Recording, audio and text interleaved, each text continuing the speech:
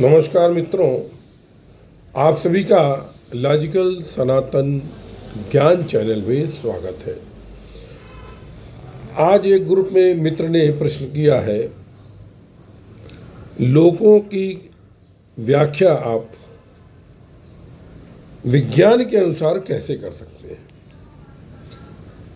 अच्छा प्रश्न है, क्योंकि हमारे वहाँ कई लोग बताए गए हैं, 14 लोग बताए गए हैं। चलिए इस पर चर्चा करते हैं। हालांकि इस पर मैंने 10 नवंबर 2020 में अपने ब्लॉग पर एक लेख लिखा है कि लोगों की वैज्ञानिक व्याख्या ब्रैकेट में कहीं नहीं मिलेगी। ये ऑलरेडी मैंने कर दी थी, लेकिन अब आपने प्रश्न पूछा है, इसलिए मैं आपको इस बात पर उत्तर देने का प्रयास करता हूँ। पहले ये समझिए लोक क्या है। लोक का मतलब होता है संसार, और जैन ग्रंथ और हिंदू साहित्य में इसका प्रयोग होता है। जैन ब्रह्मांड विज्ञान के अनुसार 3 लोक हैं। इसके अतिरिक्त लोक संस्कृत धातु से जन्मा शब्द है, जिसका मतलब होता है नज़र डालना, ज्ञान प्राप्त करना। लेकिन इसका मोटे मोटे तौर पर यह होता है कि दुनिया या संसार। हमारी जो ये पृथ्वी है, जो सृष्टि ये दिखता है हमको, ये इसको भी हम एक लोक कहते हैं। लेकिन भागवत पुराण के अनुसार धरती पर 7 पातालों का वर्णन है। और 7 पाताल कौन कौन से, देखिए पहले ही समझिए, ये हमारा एक लेवल है धरती का। इससे ऊपर स्वर्ग आदि, नीचे पाताल। अब इसको समझने के लिए आपको पहले ऊर्जा को समझना पड़ेगा। पहले आपको थोड़ा नाम बता दूं क्या है, उसके बाद मैं ऊर्जा से एक्सप्लेन करने का प्रयास करूंगा। अगर आप ऊर्जा के कॉन्सेप्ट आपको क्लियर हो गया तो आपको ये सब समझ में आ जाएगा। जो भगवत के अनुसार 7 पाताल है, वो अतल, वितल, सुतल, तलातल, महातल, रसातल और पाताल। इनकी लंबाई चौड़ाई मिली हुई है, नेट पर आपको मिल जाएगी, कोई बताने की जरूरत नहीं है। और स्वर्ग से भी अधिक विषय भोग ऐश्वर्य आनंद करते हुए वहाँ पर दैत्य रहते हैं, इत्यादि इत्यादि। मैं नाम का असुर रहता है अतल में। इस प्रकार की 96 प्रकार की माया रची गई। और वितल के नीचे सुतल लोक है, इसमें विरोचन के पुत्र बलि रहते हैं। सुतल लोक के नीचे तलातल लोक है, जिसमें दानवराज मैं रहता है। मैं दानव विषयों का परम गुरु है। नीचे महातल में कश्यप की पत्नी कद्रू से उत्पन्न अनेक सर्पों वाले क्रोधवश नामक समुदाय रहता है, जिसमें सर्प हैं, कहुक, तक्षक, कालिया, सुषुम्ना आदि प्रधान नाग हैं। इनके बड़े बड़े फन हैं। और उसके नीचे रसातल में पड़ी नामक नाम के दैत्य और दानव रहते हैं। ये निवांता कवच काले हृदय पुरुषवासी भी कहलाते हैं। इनका देवताओं से सदा विरोध रहता है। अब समझिएगा, देवताओं से सत्गुण और रजोगुण में, ये रजोगुण की सीमा है। जैसे 3 गुण होते हैं ना, सत्गुण, बीच में हम रजोगुण, क्योंकि सृष्टि उत्पन्न करते हैं। हम यहाँ पर आते हैं, धरती का मतलब रजोगुण, क्योंकि हम सृष्टि उत्पन्न करते हैं। और उसके ऊपर सत्वगुण, नीचे हमारा रजोगुण, तो ये उसके हैं राक्षस। और रसातल के नीचे पाताल लोक है, वहाँ पर शंख, कुशिक, महाशंख, श्वेत, धनंजय, धृतराज, शंखचूर्ण, कंबल, अक्षतर, देवदत्त आपके बड़े क्रोधी और बड़े बड़े फन वालू नाग भी रहते हैं। में वासुकी नाग प्रधान है। देखिए, पाताल के वासुकी नाग के फन पर भगवान श्री कृष्ण ने पैर अंकित किए थे। सोचने वाली बात है, वासुकी नाग को बस में किया नहीं, उनकी अब लीला देखिए आप। ये मतलब सब इंटर रिलेटेड है, समझने का प्रयास करें आप। और भूभाग को 3 भागों में बांटा गया, इंद्रलोक, पृथ्वीलोक, पाताललोक। इंद्रलोक हिमालय, उसके आसपास का क्षेत्र, पृथ्वीलोक जल, रेगिस्तान इत्यादि। इस तरह से मतलब तमाम। इसी तरह के पाताललोक जो 7 प्रकार के बताए गए हैं, उसके बारे में मैंने आपको बताया। त्रैलोक जो वर्णन मिलता है, वे 3 प्रकार के लोक हैं, त्रैलोक, महलोक, अकृत्यलोक, त्रैलोक। ये बताया इन्होंने। अच्छा, इसके अतिरिक्त जो ऊपर के लोक हैं वो भूलोक, भुरलोक, स्वरलोक, महलोक, जललोक, तपोलोक, ब्रह्मलोक, 7 लोक, मतलब कुल 7 ऊपर 7 नीचे। इनके विषय में भी आपको नेट पर मिल जाएगा, बोलने की कोई आवश्यकता नहीं है। आप नेट का सर्फिंग करेंगे आपको सब मिल जाएगा। इस तरह से माता पार्वती के बीच में चर्चा हुई पाताल लोक के बारे में, राजा बलि के बारे में, अहिरावण के बारे में भी। ये पाताल लोक का निवासी था। पाताल में जाने के रास्ते इत्यादि तमाम विज्ञान के हिसाब से खोजे गए हैं, बहुत कुछ इस पर रिसर्च हुई है। अच्छा, इसमें लोगों ने उसका क्षेत्रफल ही बताया है और कहाँ क्या रहता है ये सब बताया है। ये सब तो आप नेट पर देख सकते हैं। अब देखिए सर, इस सृष्टि का निर्माण सगुण निराकार ऊर्जा से हुआ है।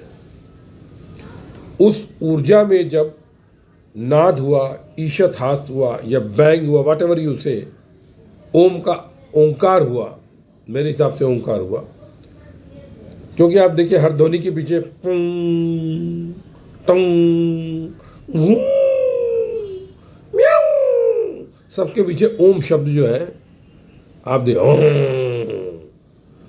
कोई भी पक्षी हो, पशु हो, उसके पीछे अधिकतर ओम की ध्वनि निकलती रहती है। मतलब उस ध्वनि से जो विक्षेप हुआ उससे E = mc²। E is the energy, M is the mass, C is the velocity of light. इसके रिवर्स को लिखे अगर, उसके हिसाब से सृष्टि की उत्पत्ति हुई। ठीक है, अब सृष्टि की उत्पत्ति हुई। और बाय द वे मैं यहाँ पर जिक्र करना चाहता हूँ कि मैंने अपने ब्लॉग पर freedhyaan.blogspot.com पर मार्च 2018 में लेख लिखा है ब्रह्मांड की उत्पत्ति। जब मुझे श्री कृष्ण ने ब्रह्मांड की उत्पत्ति दिखाई और मैंने किस तरह से ब्रह्मांड की उत्पत्ति देखी, निराकार ऊर्जा सगुण, वो सब कॉन्सेप्ट श्री कृष्ण की लीला है, इसमें मतलब मेरा कुछ नहीं है। उसके अनुसार मैं इसको एक्सप्लेन करता हूँ, क्योंकि श्री कृष्ण लीलाधारी हैं और वो सबकी सहायता करते हैं। अब देखिए सर, मनुष्य का शरीर 5 तत्वों को मिला के बना है। ये एलिमेंट्स जो केमिस्ट्री वाले नहीं भूमि तत्व, इसके अंदर सारे एलिमेंट आ जाते हैं। जल तत्व, भूमि मतलब हमारा शरीर, जल पीते हैं, अग्नि हम डाइजेशन करते हैं, और वायु हम लेते हैं, सांस लेते हैं, और अंत में जो जहाँ पर मन बुद्धि अहंकार आप प्राण आदि रहते हैं जिसको हम व्यक्त नहीं कर सकते, आकाश तत्व। ठीक है, अब इन सब की एक विशेष फ्रीक्वेंसी होती है। आप जब बीज रूप में धरती आते हैं सृष्टि में, तो आपको एक निश्चित ऊर्जा नियत होती है मानव शरीर के लिए। उतनी ऊर्जा पर अगर आप आ गए तो आपको मानव शरीर मिल गया। फिर इसके बाद ये सांख्य योग भी बताता है, सांख्य दर्शन। अब आप क्या करते हैं, वो ऊर्जा आपको मिली तो कुछ अधिकतर ऊर्जा आपकी कुंडली में सोई रहती है। तो आपने यदि शरीर त्यागा और आपकी कुंडली जागृत हो गई तो आपकी मान लीजिए 100 यूनिट ऊर्जा है आपकी, 25 यूनिट मान लीजिए आपके शरीर में परिवर्तित हो गई, 75 यूनिट कुंडली सोई हुई है, वो भी अगर जागृत हो गई तो आपको 100 यूनिट ऊर्जा मिल गई। उसके बाद अगर आप साधन तप कर रहे हैं तो आपकी ऊर्जा 100 यूनिट से बढ़ गई। ठीक है, आपकी ऊर्जा 100 से कुछ ऊपर हो गई तो आप ऊपर के लोक में चले गए। सतगुण ऊपर के जो लोग बताए गए उनमें चले जाएंगे आप। ठीक है, कुंडली शक्ति अगर आपकी नहीं जगी तो आपकी बची ऊर्जा कितनी, 25 यूनिट हुई। अब वो 25 यूनिट में शरीर बनेगा अगली बार, फिर कुछ ऊर्जा, फिर इस तरह से करते करते आपका ऊर्जा का स्तर गिरता जाएगा, आप नीचे के लोकों में चले जाएंगे। और एक अवस्था के बाद अगर आप वहाँ से जन्म लेते हैं तो आप यहाँ पर धरती पर मनुष्य योनि में नहीं आते हैं, आपको भोग योनि मिलती है। क्योंकि मानव शरीर कर्म करता है तो कर्म के द्वारा हम अपने कर्म पर भोग सकते हैं और कर्म और भी कर सकते हैं। ये कर्म करके हम अपने पहले के प्रारब्ध कर्म पर भोग सकते हैं, और ये कर्म इस प्रकार से करें कि इनमें कोई हमारा लगाव ना हो, निष्काम हो जाए, जिससे कि हमारे सारे कर्म साफ हो जाए और हम जब शुद्ध निराकार ऊर्जा का रूप ले लेंगे तो मोक्ष मिल जाएंगे हम। तो अब आप फिर जो ऊर्जा आपकी है उस तो यानी मतलब क्या हो गया, लाइमन बामर पैशन, आपने सीरीज पढ़ी होगी SPDF ऑर्बिट इलेक्ट्रॉन की। ये प्रयास कर रहा हूँ विज्ञान से समझाने का, हालांकि भाई वो नहीं है मतलब, लेकिन फिर भी थोड़ा आप एक विजुलाइजेशन के लिए। उसी भांति मनुष्य जब अपनी त्यागता है आत्मा, उसकी आत्मा बाहर निकलती है, उसकी यानी ऊर्जा, जिसको कि साइंस में वाइटल फोर्स कहते हैं, वो जब वाइटल फोर्स बाहर निकलता है तो एक डेफिनेट फ्रीक्वेंसी लिए होता है, frequency H new, H is the plank constant, new is the frequency. तो आपने किस फ्रीक्वेंसी पर अपने प्राणों को यानी अपनी आत्मा वाइटल फोर्स को स्थापित किया है, वो आपका, अगर आप अगला जन्म लेना है तो क्या जन्म लेंगे और उसके अनुसार आपको क्या भोगना है, उस लोक में आप चले जाएंगे।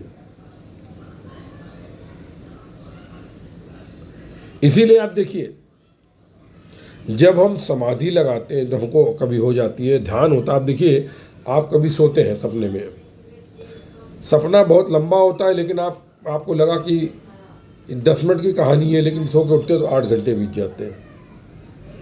मतलब वहाँ पर समय की गति क्या थी, यहाँ पर समय की गति। उसी प्रकार से उन लोकों में भी समय की गति बदलती रहती है। अब होता क्या है, ये तो आपके धरती के लोग हैं, हर एक जो देव है,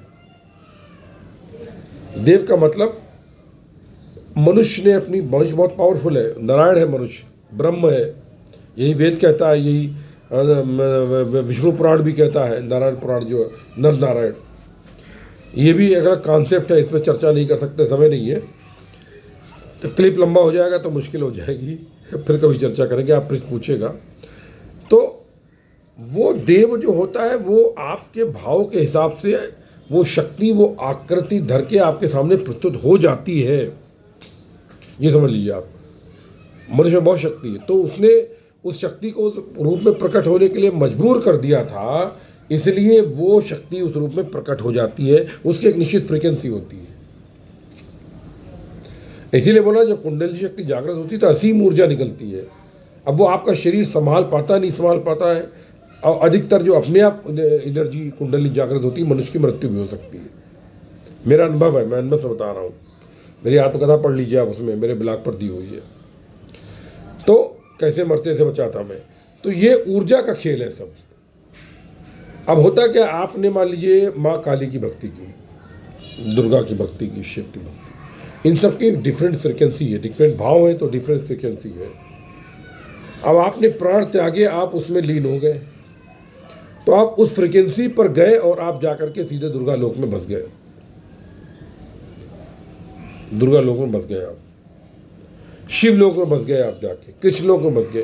तो हर जो शक्तियां हैं उनके लोक भी हैं, आप वहाँ पर भी जा कर के रह सकते हैं, निवास कर सकते हैं, और फिर वहाँ का जो भोग सुख इत्यादि भोगने के बाद आप जो है वापस मानव योनि में आ सकते हैं अपनी मनपसंद हिसाब से। ऊपर में अगर आप ऊपर में जाते हैं, स्वर्ग से ऊपर चले गए आप, तो क्या होता है कि आप जो है वो अपनी मनपसंद माँ को चुन सकते हैं, जिस घर में आप जाना चाहें उसका प्रिपरेशन कर सकते हैं, 2-3-4 पीढ़ी बाद आप आ सकते हैं। अच्छा, समय की गति बहुत तेज़ होती है, तो आपको लग रहा है बहुत समय, वहाँ पर कुछ नहीं है, वहाँ का एक क्षण बीता होगा आपका यहाँ। इसकी भी कल्पना बताया हमें, वेदों में बताया गया, नेट में मिल जाएगा, कोई इसकी आवश्यकता नहीं। तो मतलब ये है कि आप मेडिटेशन के द्वारा, ध्यान के द्वारा, साधना के द्वारा, प्राणायाम के द्वारा अपनी ऊर्जा का स्तर बढ़ाते हैं। जितनी अधिक ऊर्जा उतनी सुंदर आपकी मृत्यु और उतना सुंदर आपको लोक प्राप्त होता है। अब होता क्या है, अगर आपकी ऊर्जा इतनी अधिक हो जाए और उसमें आपके जो साकार देव, आपने जिसकी पूजा आराधना करी, उसकी कृपा हो जाए इष्ट की, तो आप सारे अपने जो आपके आत्मा में जो आवरण होते हैं गंदगी के, भावों के, सत्गुण तमोगुण रजोगुण, तीनों के तीनों नष्ट हो जाए, तो आप शुद्ध ऊर्जा का रूप ग्रहण कर लेते हैं, और तब आप उस परम ऊर्जा में जो निराकार सगुण ऊर्जा है, परम ब्रह्म है, उसमें जा कर के आप विलीन हो जाते हैं। अच्छा, एक बात यहाँ पर आप और समझ लीजिए, वो जो है परम ब्रह्म, वो क्या है, ब्रह्म जिसे कहते हैं, वो सगुण निराकार ऊर्जा है, अंधकार में है। अंधकार काला साकार है, अंधकार निराकार है। मैंने देखा है अंधकार कैसा होता है, श्री कृष्ण ने अनुभव कराया कि वो ऊर्जा कैसी है। तो वो ऊर्जा जो है वो परम ब्रह्म है, वो सर्वव्यापी सर्वत्र ऊर्जा व्याप्त है, कुछ नहीं है ऊर्जा के अलावा। जहाँ पर आपको लगता है निर्वात है, वहाँ भी ऊर्जा है। ऊर्जा के ब्रह्मांड में इसके अलावा कुछ है ही नहीं ऊर्जा के अलावा। अब होता क्या है, वो ऊर्जा जब ज्योति का रूप बनाती, जहाँ से अंधकार समाप्त, प्रकाश, तो ज्योतिर्मय जो प्रकाश रूप है वो ईश्वर कहलाता है। यानी एक तरीके से वो बिना आकार का साकार रूप हो गया ज्योतिर, जो कि जीसस क्राइस्ट ओल्ड टेस्टमेंट में बताया गया है। जीसस क्राइस्ट भी बात करते हैं और हमारे तमाम लोग वेदों में भी कहा गया है वो ईश्वर ज्योति रूप में है, सब बताते हैं। तो वो निराकार ब्रह्म का ज्योतिर्मय रूप होता है।